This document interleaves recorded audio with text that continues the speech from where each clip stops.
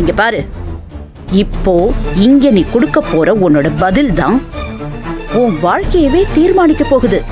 இதுக்கப்புறம் உன் குடும்பத்தோட நீ சந்தோஷமா போய் வாழ போறியா, இல்ல இங்க அடிமையா இப்படி காலம் பூரா ஒரு வாழ்க்கைய வாழ போறியான்னு நீ சொல்ல போற பதில்ல தான் இருக்கு நந்தினி. இங்க பாரு, இப்ப மட்டும் இந்த கல்யாணத்துல உனக்கு விருப்பம் இல்லைன்னு சொல்லிட்டேன்னு வச்சுக்கோ, அவ்வளவுதான்.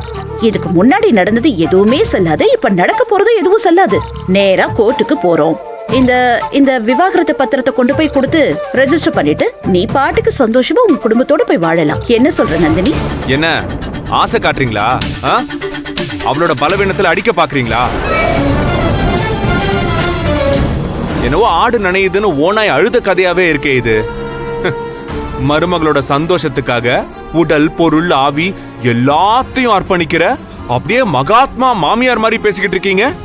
நீங்க யாரு, உங்களோட உள் அர்த்தம் என்ன, வெளி அர்த்தம் என்ன, இங்க எல்லாருக்குமே நல்லா தெளிவா தெரியும்.